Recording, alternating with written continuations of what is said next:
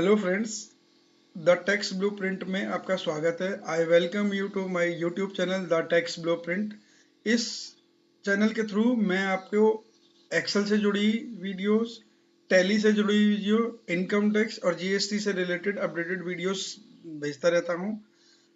इसी सीरीज में आज मैं आपको एक्सेल में कंप्यूटेशन बनाना सिखा रहा हूं। एक्सेल में computation with old regime, new regime, education सेल्स, सरचार्ज, एवरीथिंग।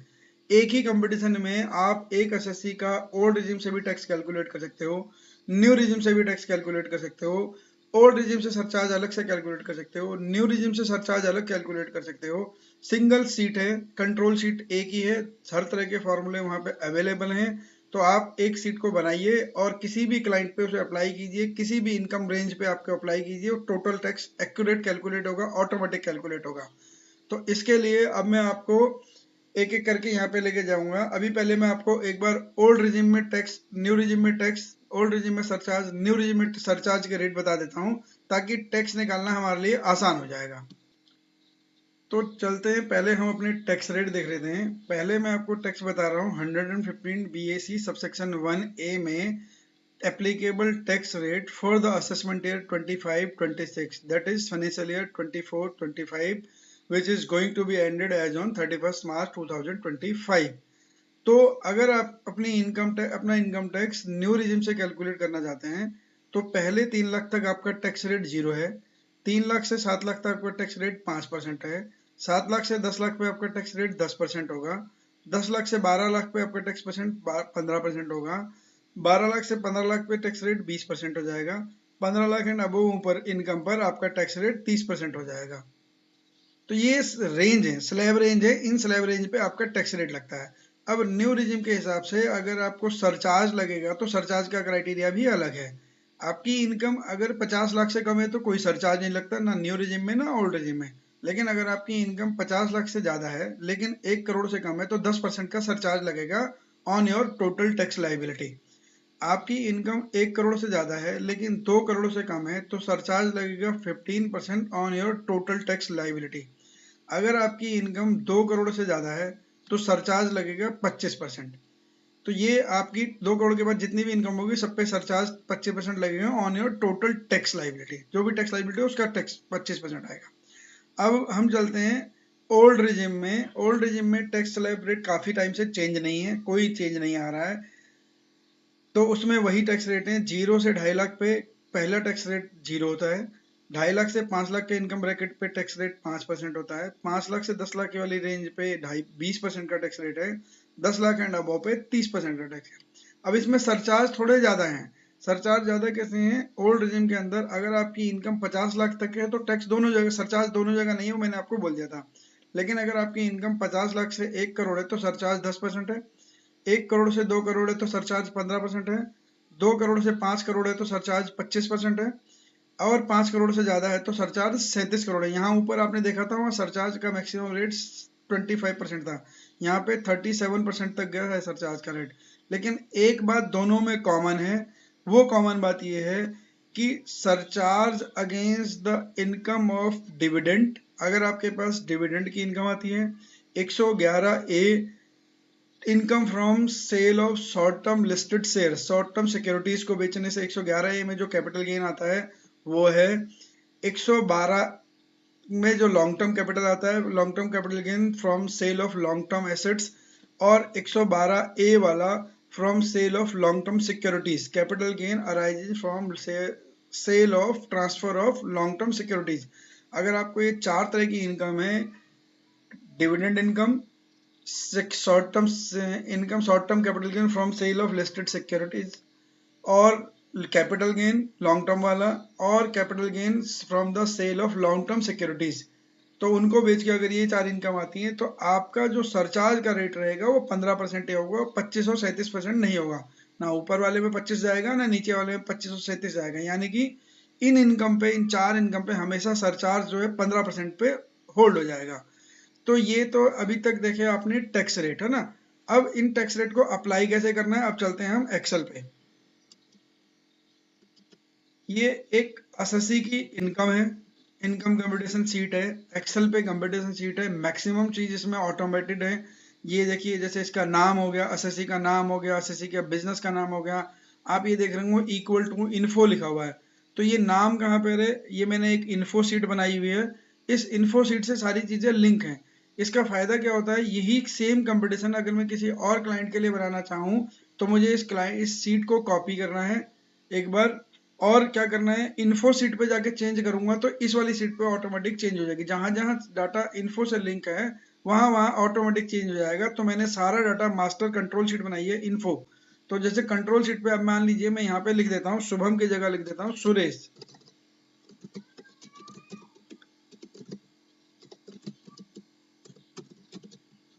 सुरेश चंद। अब यहाँ पे देखिए कंपटीशन शीट पे नाम चेंज हो गया होगा सुरेश चंद। बिजनेस नाम देखो वहां पे मैंने स्मॉल लेटर में लिखा तो यहाँ पे स्मॉल लेटर में आया, वहां पे कैपिटल में था तो वहां पे भी यहाँ पे भी कैपिटल था। अब बिजनेस नेम की जगह लिख देता हूँ,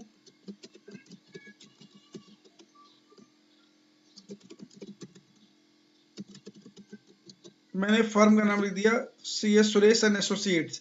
तो यहाँ पे देखिए Suresh Chand proprietor of Shri M S C S Suresh and associates. तो ये नाम वहां से चेंज हो गया, ऑटोमेटिकली चेंज हो गया। अब यानी कि जितनी बार आप क्लाइंट का नाम, यहाँ पे पेन नंबर है, पेन नंबर चेंज कर दिए, यहाँ पे पेन नंबर कुछ भी डाल दीजिए तो वो पेन नंबर देखिए पेन नंबर ऐसे चेंज हो गया वहां पे। तो अब जो इन्फॉर्मेशन आप वहाँ डाल रहे हो तो यहाँ अपने आप चेंज हो रही है। तो बार बार आपको हर क्लाइंट के लिए अलग से चेंज करने की जरूरत नहीं। अब देखो मैंने सब कंट्रोल जेड कर दिया तो वापस सब कुछ सेम आ गया।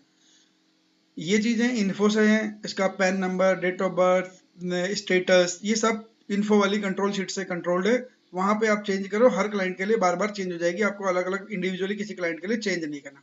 दूसरी चीज, अब जैसे ये जो इसकी इनकम की वो है सोर्स, इनकम भी इसके पी एंड एल से उठ के आई। देखिए profit as per profit and loss account, income from business और profession as per profit and loss account. मैं जैसे कंट्रोल ब्रैकेट ओपन करूंगा तो ये वाला यहाँ पे आ गया। देखो मैं ये पी एंड एल वाली सीट से उठ के आई है, ये मेरा net profit P and L ही।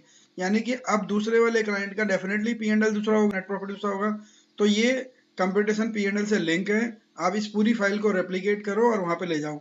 तो अब मैं अगर इसका पी एंड एल चेंज करता हूँ तो यहाँ पे मान लीजिए कोई भी चीज वैल्यू चेंज करूँ, यहाँ पे फिगर चेंज हो गई। देखो 6 करोड़, ये 72 लाख का लॉस हो गया, कंपटीशन पे भी 72 लाख का लॉस आ गया। तो वहां से चेंज लिंक होने का फायदा यही है कि ऑटोमेटिक चेंज होगा, एक क्लाइंट पे चेंज करो बाकी में आ गया। अब चलते हैं कंपटीशन वाले पार्ट पे। ये आ गया, इसके पास कुछ इनकम है, बिजनेस इनकम के अलावा इसके प्रॉफिट एंड लॉस अकाउंट के क्रेडिट में ये इनकम और पड़ी हुई है। आपको पता है जब हम बिजनेस कंपटीशन में आते हैं तो पीजीबीपी की इनकम अलग करनी पड़ती है, बिजनेस इनकम अलग, कैपिटल गेन की इनकम अलग, इनकम फ्रॉम अदर सोर्सेज अलग, हाउस प्रॉपर्टी और सैलरी की इनकम है तो उन सबको अलग अलग हेड में ले जाना पड़ता है, तब जाके हम उसकी जीटीआई निकाल पाते हैं, ग्रॉस टोटल इनकम निकाल पाते हैं। तो क्योंकि इसके पी एंड एल में ये इनकम क्रेडिट साइड में है तो ये मुझे अभी यहाँ से हटानी पड़ेंगे, इसलिए यहाँ पे लिखा less income to be considered separately.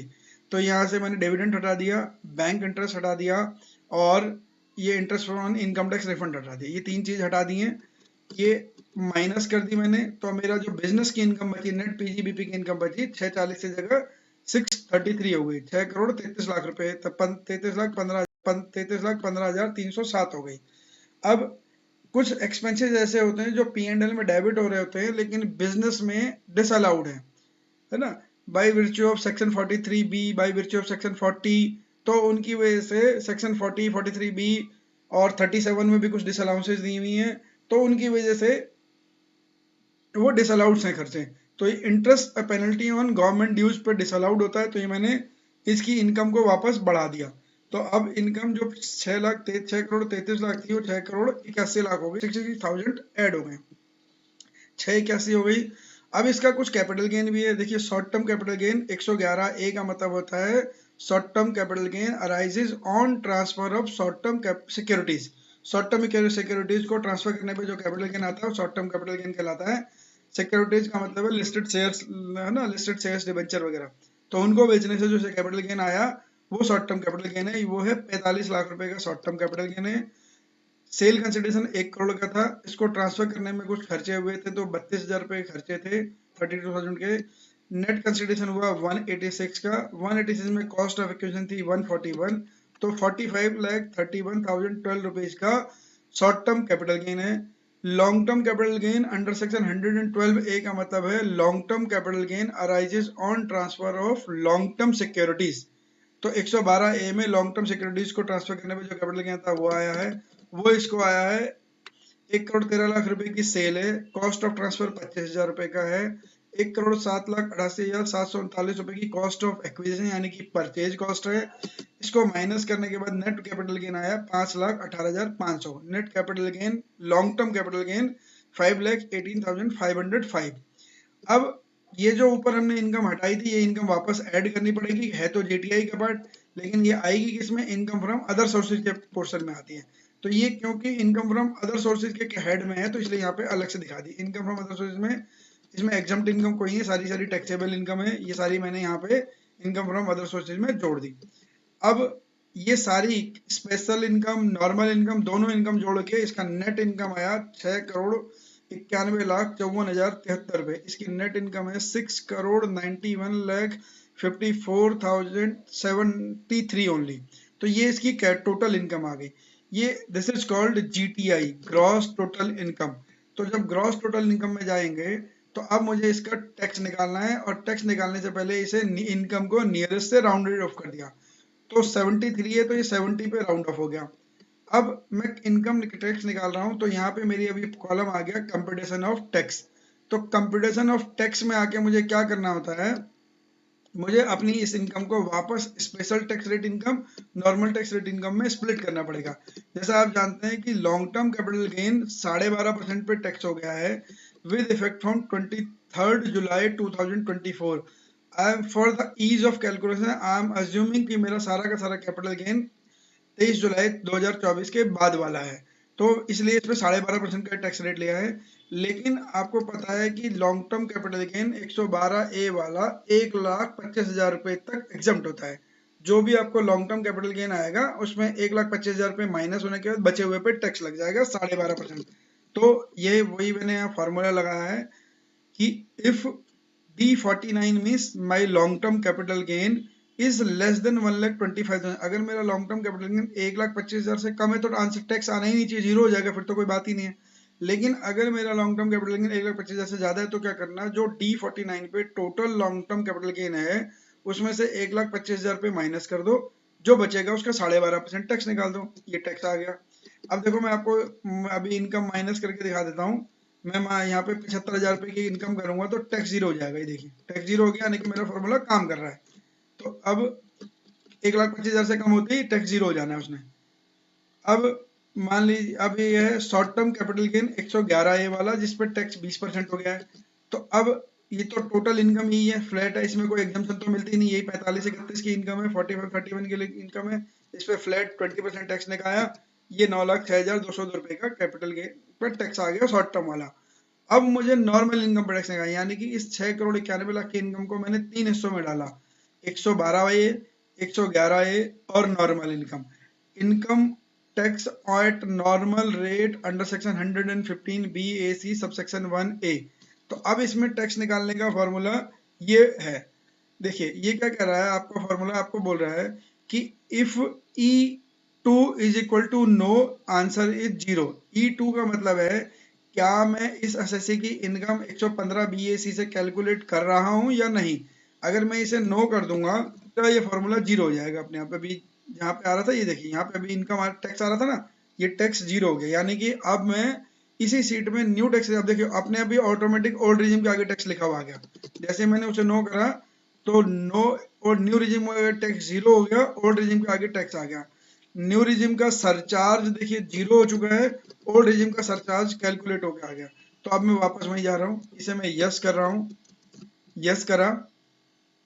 अब देखिए अब ओल्ड रिजिम के आगे का टैक्स जीरो, ओल्ड रिजिम के आगे का सरचार्ज जीरो, तो उस कंट्रोल पॉइंट से चल रहा है सब कुछ।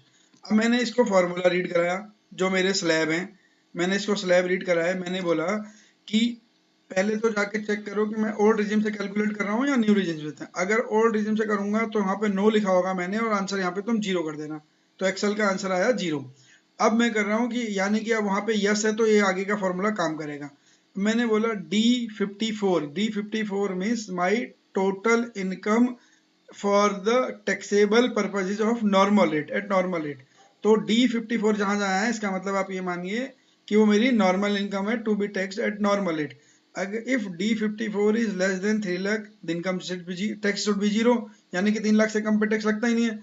If D54 is greater than less than 7 lakh, D54 दूसरे क्राइटेरिया को टेस्ट करने जा रहा है। अगर D54 मेरी टैक्सेबल इनकम 7 लाख से कम है तो D54 में से 3 लाख माइनस कर देना, उसका 5% टैक्स लगा देना। फिर तीसरी कंडीशन को टेस्ट करने जा रहा हो कि अगर D54 मेरी टैक्सेबल इनकम 10 लाख से कम है तो D54 में से 7 लाख माइनस कर देना, 10% का टैक्स लगा देना, प्लस 20,000 का टैक्स जोड़ देना जो पहले वाले इस वाले कंपटीशन में आई थी, इसका 20%, 20,000 रुपए। If D54 is less then 12 lakh, अगले क्राइटेरिया को टेस्ट कर रहा है वो, तो D54 माइनस 10 लाख का 15%, उसका 15% टैक्स लगाओ और 70,000 रुपए जोड़ दो। कौन से? 20,000 ये पहले वाले स्लैब के, 50,000 ये दूसरे वाले स्लैब में निकल के आएंगे, तो 70,000 यहाँ पे जोड़ दो। फिर तीसरी कंडीशन चेक करो, if D54 is less then 15 lakh, अगर D54 15 लाख से कम है तो D54 यानी कि total taxable income eight normal rate वाले में से 12 लाख माइनस कर दो, 20% टैक्स लगा दो और 80,000 वो जोड़ दो। तो ये 80,000 कौन सी है? जो पीछे के 3 स्टेप में अभी हम निकाल के आए हैं, वो वाले 80,000 रुपए। अब तीसरी कंडीशन है, if D54 is greater than 15 lakh, यानी कि ये लास्ट वाला स्लैब है। अगर D54 15 लाख रुपए से ज्यादा है तो D54 यानी कि total income to be tax at normal rate में से 15 लाख माइनस कर दो, 30% का टैक्स लगा दो और 1,40,000 रुपए जोड़ दो। 1,40,000 कौन से? जो ऊपर के 3 स्लैबों में, अभी हम 4 स्लैबों में जोड़ के आए हैं। तो ये टैक्स आ गया, मेरा टैक्स आ गया 1,89,00,000, 1,89,21,360 eight normal rate. Special rate में ये दो टैक्स आ गए। अब टोटल टैक्स देखेंगे तो मेरा टोटल टैक्स है 1,98,00,000 रुपए, 1,98,76,756 रुपए का टोटल टैक्स है। 1,98,76,756 is total tax. Now I have to calculate the surcharge. अब सरचार्ज के लिए फिर वो वही चेक करने जा रहा है, क्या यहाँ पर नो लिखा है या यस लिखा है, यानी कि मैं 115 BAC से ITR भर रहा हूँ या 115 BAC से कैलकुलेट कर रहा हूँ या अब और रिव्यू है। अगर मैंने यस लिखा है means I am calculating my tax और surcharge as per new regime. तो अगर यहाँ पे नो होता तो again if E2 is no then tax liability और सरचार्ज विल बी जीरो, तो वो जीरो कर दे रहा है। तो अब सरचार्ज के क्राइटेरिया पढ़ते हैं। If D54 means my income which is subject to be tax at normal rate, वो इनकम जो मेरी टैक्सेबल इनकम है लेकिन सब टैक्स इससे होनी है नॉर्मल रेट से। तो D54 अगर 50 लाख से ज्यादा है लेकिन 1 करोड़ से कम है तो E54 मतलब ये वाला जो टैक्स था, नॉर्मल रेट वाला टैक्स है, इस टैक्स का 10% टैक्स लगा, सरचार्ज लगाना है। फिर दूसरी कंडीशन चेक करनी है, अगर D54 मतलब यहाँ पर मेरी टैक्सेबल इनकम नॉर्मल ग्रुप वाली, D54 दूसरी कंडीशन में जा रहा हूं मैं कि अगर मेरे D54 1 करोड़ से ज्यादा है लेकिन 2 करोड़ से कम है तो E54 यहां पर आना है, E54 का 15% टैक्स लगाना है। अब तीसरी कंडीशन में चल रहे हैं हम, अगर मेरी D54 2 करोड़ से ज्यादा है तो मेरे को E54 टोटल टैक्स पे 25% का टैक्स लगा, सरचार्ज लगा देगा। प्लस में ये जो मेरे टैक्स थे E49 E52 मतलब थे जो मेरी स्पेशल इनकम थी, स्पेशल इनकम पे 15% का सरचार्ज लगेगा क्योंकि वो 111 है, 112 है की इनकम पे 15% से ज्यादा सरचार्ज नहीं लगता है, तो इस पे केवल 15% सरचार्ज लगेगा। देखिए अब उसने स्पेशल रेट वाली इनकम पे सरचार्ज 15% अलग से कैलकुलेट कर लिया, इसको कैलकुलेट करके टोटल टैक्स सरचार्ज आ गया मेरे पास नॉर्मल रेट और स्पेशल रेट का एक सिंगल फॉर्मूले में, ये सरचार्ज आ गया। इस सरचार्ज के ऊपर अब इन दोनों ये टैक्स, टोटल टैक्स, सरचार्ज और इन दोनों को जोड़ने के ऊपर उसने एजुकेशन सेस लगा दिया 4% का, एजुकेशन हायर एजुकेशन सेस। तो सेस तो दोनों में सेम है, कोई फर्क नहीं पड़ेगा, जब भी टैक्स कैलकुलेट होगा सेस तो आएगा ही आएगा, तो सेस तो ये लगा ही लगा। इन सबको जोड़ने के बाद मेरी टोटल टैक्स लाइबिलिटी बनी 2,57,40,422, 2,57,40,422 रुपए की टैक्स लाइबिलिटी बनी।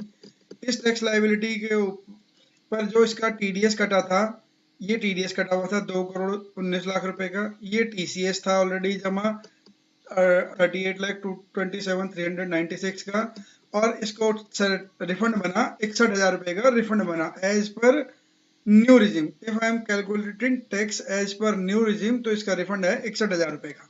अब चलते हैं ओल्ड रिजिम से कैलकुलेट करने के लिए। अब मैं इसे नो करने जा रहा हूं। जब मैं इसे नो कर रहा हूं तो कैलकुलेशन, अब देखिए क्या चेंज आ रहा है। अब वो ग्रीन वाली कैलकुलेशन गायब हो गई, यहाँ पे टैक्स आ रहा था वो गायब हो गया, यहाँ पे सरचार्ज आ रहा था वो गायब हो गया। देखिए यहाँ पे सरचार्ज था, नहीं है, ग्रीन कर रखा था मैंने वो कलर। यहाँ पे टैक्स था वो नहीं है। एजुकेशन सेस पहले भी था, अब भी आएगा। एजुकेशन सेस तो चेंज होता नहीं है, वो तो 4% है। तो अब ये क्या कर रहा है, अब ये ओल्ड प्रोविजन को जाके पढ़ रहा है। अब देखो मैंने इसको बोला E2, मतलब जहां मैंने ऊपर कंडीशन लिखी थी यहाँ पर चेक करके आओ क्या सेक्शन 115 BAC ऑप्ट किया है या नहीं, यानी कि नो। अब मैंने इसको यहाँ पे रीड करा है कि अगर वो यस होगा तो तुम काम मत करना, तुम ओल्ड रिजिम में टैक्स कैलकुलेट करना मत। अगर वहां पे नो है तो कैलकुलेट करेगा, ये यस लिखा तो जीरो, यानी कि अब वहां पे नो है तो ये फॉर्मूला काम कर जाएगा। ये फॉर्मूला क्या कह रहा है, ओल्ड रिजीम को पढ़वा रहा है टैक्स को, ओल्ड रेट को। 0 से 2.5 लाख, आपकी इनकम अगर 2.5 लाख से कम है तो tax 0। If income exceeding 5 lakh, below 5 lakh, then total income minus 2.5 lakh का 5%। If income is below 10 lakh, then total income minus 5 lakh का 20% प्लस 12,500 कौन से, जो ये 5% ये निकाल के हैं, ये वाले 12,500। If my total income normal rate वाली है ना, total income D54 is greater than 10 lakh, जो कि पुराने स्लैब का लास्ट रेट है, तो 10 लाख। तो D54 टोटल इनकम में से 10 लाख माइनस करो, 30% जोड़ दो और 30% टैक्स कैलकुलेट करो, और 1,12,500 जोड़ दो। 1,12,500 कौन से, ये 20% से निकले हुए 1 लाख, और ये 12,500 टोटल होता है 1,12,000, ये सारा जोड़ दो, तो ये टैक्स निकल के आ गया मेरा ओल्ड रिजिम से। अब ओल्ड रिजिम से ही सरचार्ज भी निकलेगा, जब टैक्स वहां से निकला तो सरचार्ज भी यहाँ से निकलेगा। ओल्ड रिजिम और न्यू रिजिम के सरचार्ज में बस एक फर्क है कि न्यू रिजिम के सरचार्ज में वो 25% पे रुक जाता है, ओल्ड रिजिम में उसको 37% तक कैलकुलेट करना पड़ेगा। तो अगेन मैं फिर वही बोला कि अगर E2 यस है तो सरचार्ज मत कैलकुलेट करना ओल्ड रिजिम वाला, नहीं तो कैलकुलेट कर दो। अब क्योंकि मैं वहां नो करके आया हूं तो यहाँ पे वो कैलकुलेट कर रहा है। D54 is greater than 50 lakh, अगर D54 मतलब मेरी नॉर्मल इनकम वाली, ये D54 मेरी नॉर्मल टैक्सेबल इनकम है। नॉर्मल टैक्सेबल इनकम 50 लाख से ज्यादा है लेकिन 1 करोड़ से कम है, तो E56 मतलब मेरा ये जो टैक्स है, नॉर्मल रेट वाला टैक्स, इस टैक्स का 10% सरचार्ज लगा देना। अगर D54 यानी कि नॉर्मल इनकम 1 करोड़ से ज्यादा है लेकिन 2 करोड़ से कम है, तो E56 नॉर्मल टैक्स का 15% सरचार्ज लगेगा। तीसरी वाली condition, if D54 normal taxable income is greater than 2 lakh but less than 5 crore, greater than 2 crore but less than 5 crore. अगर मेरी नॉर्मल टैक्सेबल इनकम 2 करोड़ से ज्यादा है, 5 करोड़ से कम है, तो E56 नॉर्मल टैक्स रेट का 25% सरचार्ज लगना चाहिए। लास्ट कंडीशन चेक करनी है, इफ D54 मेरी टोटल टैक्सेबल इनकम 5 करोड़ से ज्यादा है, तो मेरी टैक्सेबल जो मेरा टैक्स है नॉर्मल रेट वाला E56, उसका 37% सरचार्ज लगेगा। अब जाके प्लस क्या करना है, बस वापस चेक करना है, इसके सरचार्ज को चेक करने के लिए वापस भी चेक करना है। इफ E2 इज नो, अगर वहां पे नो है, यस है तो जीरो, नहीं तो सरचार्ज भी चेक करना है। सरचार्ज कैसे कैलकुलेट करना है, इन दोनों इनकम का 15% सरचार्ज होगा, तो इन दोनों इनकम का 15% सरचार्ज लगेगा। अब नया सरचार्ज मेरे पास आ गया 71,89,539 रुपए। वहां पे 47 लाख रुपए का सरचार्ज था, यहाँ पे 71 का हो गया। सरचार्ज बहुत ज्यादा बढ़ गया क्योंकि वहां यहाँ के टैक्स रेट में फर्क है, सरचार्ज के रेट में भी फर्क है। अब जब टैक्स बढ़ेगा, सरचार्ज बढ़ेगा, तो सेस भी बढ़ेगा।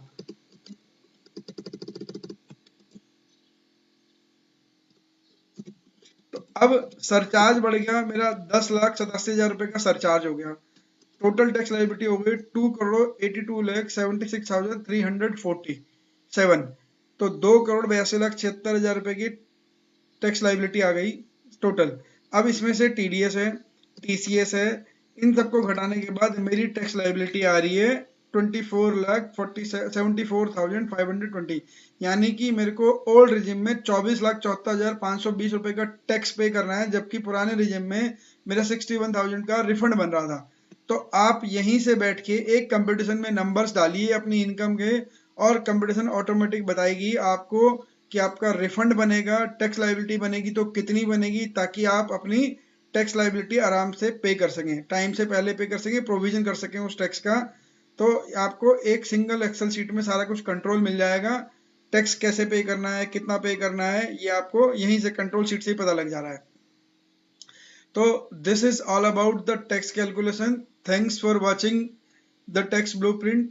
Keep watching, keep sharing, subscribe the channel with the bell icon button. Thanks from the Tax Blueprint. Keep watching, be updating.